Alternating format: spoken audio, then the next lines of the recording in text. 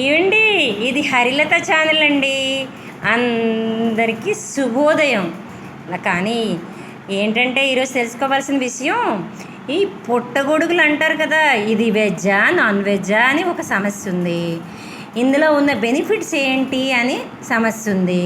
ఇంత డబ్బులు ఇచ్చి ఎందుకు కొంటున్నారా అని ఒక ఆలోచన కూడా ఉంటుంది కదా. అయితే ముందుకు మరి వెళ్దామా. ఈరోజు నేను చెప్పవలసిన విషయం ఏంటంటే, పుట్టగొడుగులు 2 రకాలు ఉంటాయి. ఫార్మ్ పుట్టగొడుగులు, మామూలు నాటు పుట్టగొడుగులు. ఫార్మ్ పుట్టగొడుగుల్లో బెనిఫిట్స్ ఉన్నాయి, నాటు పుట్టగొడుగుల్లో కూడా ఉన్నాయి. కానీ నాటు దాంట్లో కొంచెం ఎక్కువ ఉన్నాయి. ఏంటంటే పుట్టగొడుగుల్లో ఫస్ట్ మనం తెలుసుకోవాల్సిన విషయం ఏంటంటే, నీటి శాతం చాలా ఎక్కువ ఉంటుంది. 90% నీరు ఉంటుంది. రెండో విషయం, ఇందులో ఫ్యాట్ చాలా తక్కువ ఉంటుంది.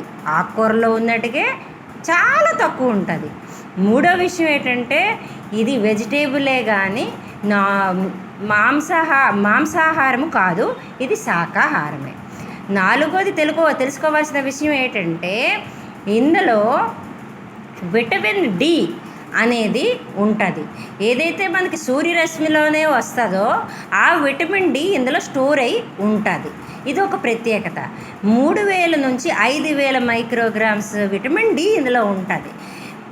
5వ బెనిఫిట్ ఏంటో తెలుసుకుందామా. ఇది చాలా ముఖ్యమైన బెనిఫిట్ అండి. ఏంటంటే ఇందులోన అంటే మాంసాహారంలోన శాకాహారంలోన డిఫరెన్స్ ఒకటి ఉంటుంది. విటమిన్ B12 లోపం అనేది శాకాహారులకి చాలా ఎక్కువ వస్తుందన్నమాట.